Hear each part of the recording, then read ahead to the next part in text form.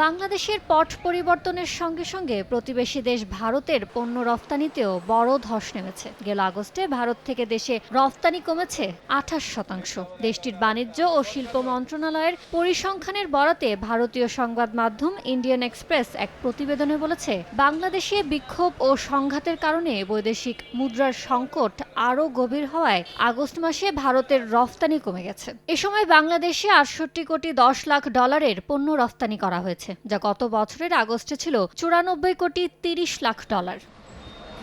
বাংলাদেশের সাম্প্রতিক ঘটনাবলীর কারণে ভারতের বাণিজ্যের ওপর তেমন একটা উল্লেখযোগ্য প্রভাব পড়েনি বলে জানিয়েছে ঋণমান নির্ণয়কারী প্রতিষ্ঠান ক্রিসিল। তবে পোশাক খাতের অস্থিরতা ও বর্তমান পরিস্থিতি দীর্ঘস্থায়ী হলে সেক্ষেত্রে ভারতের কিছু রফতানিমুখী শিল্পের জন্য আয় ও চলতি মূলধন ঘাটতির কারণ হতে পারে বলে শঙ্কার কথা জানায় প্রতিষ্ঠানটি। ভারত থেকে বাংলাদেশে সবচেয়ে বেশি রফতানি হয় তুলা, আর বাংলাদেশের তৈরি পোশাক খাতের চলমান অস্থিরতার মুখে দেশটিতে পোশাক খাতের ক্রয়াদেশ কমে যাওয়ার মধ্যে ভারতের তুলা রফতানিতে ভাটা পড়েছে। পরিসংখ্যান বলছে, আগস্ট মাসে দেশটির তুলা রফতানি প্রায় 10% কমেছে। এ সময় রফতানির পরিমাণ ছিল $100 কোটি, আর গত বছরের আগস্টে যা ছিল $111 কোটি।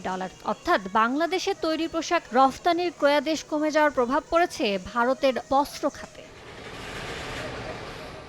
বাংলাদেশের চলমান পরিস্থিতি তুলাজাত সুতা, বিদ্যুৎ, জুতা, সফট লাগেজ এবং দ্রুত বিক্রি হয় এমন ভোগ্যপণ্যের ওপর ছোটখাটো প্রভাব ফেলবে বলে মনে করে ক্রিসিল। বিপরীতে লাভবান হবে জাহাজ ভাঙা শিল্প, পাট এবং তৈরি পোশাক শিল্প। ইন্ডিয়ান এক্সপ্রেসের দাবি, বাংলাদেশের সঙ্গে ভারতের তেমন একটা বাণিজ্যও নেই।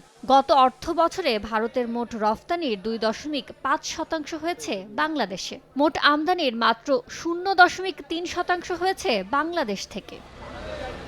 ইয়ানুর শিফাত, সময় সংবাদ।